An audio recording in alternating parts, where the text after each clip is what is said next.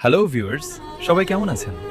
আজকে আপনাদের শোনাবো আমার জীবনের সাথে গভীরভাবে জড়িয়ে থাকা কিছু মানুষের কথা, আমাদের বন্ধুত্বের গল্প। তো আর দেরি কিসের, এখনই শুরু করা যাক পার্ট 1। আজকের গল্পের মূল চরিত্র আমার জীবনের সবচাইতে কাছের একজন মানুষ, ইমরান। বিপদে আপদে যাকে সবসময় নিজের ছায়ার মতো পাশে পাই, সে হলো এই ইমরান।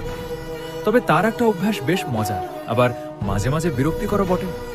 ছেলেটা আমার সাথে একটু বেশি দুষ্টুমি করতে ভালোবাসে, আর এই দুষ্টুমি বা মশকরা নিয়েই আমাদের মধ্যে প্রায় ছোটখাটো ঝগড়া কিংবা মান অভিমান লেগেই থাকে। কিন্তু হাজার ঝগড়ার পরেও দিন শেষে আমরা ঠিকই আবার এক হয়ে যাই। আমাদের এই বন্ধুত্বের টানটাই আলাদা। আমরা হয়তো একই মায়ের টপেটের ভাই না, কিন্তু আমাদের সম্পর্কটা তার চেয়ে কোনো অংশে কম না। এই দুনিয়ায় অনেক সময় রক্তের সম্পর্কের চেয়েও মনের সম্পর্ক অনেক বেশি গভীর হয়, আর ঠিক তেমনই এক পবিত্র বন্ধন আমাদের মাঝে রয়েছে। এক কথায় বলতে গেলে ইমরান আমার কাছে একটা ভাইয়ের মতোই। আজ এই পর্যন্ত। খুব শীঘ্রই আপনাদের মাঝে হাজির হব পার্ট 2 নিয়ে, যেখানে শোনাবো আমার শৈশবের আরেক বন্ধুর গল্প। সাথেই থাকুন।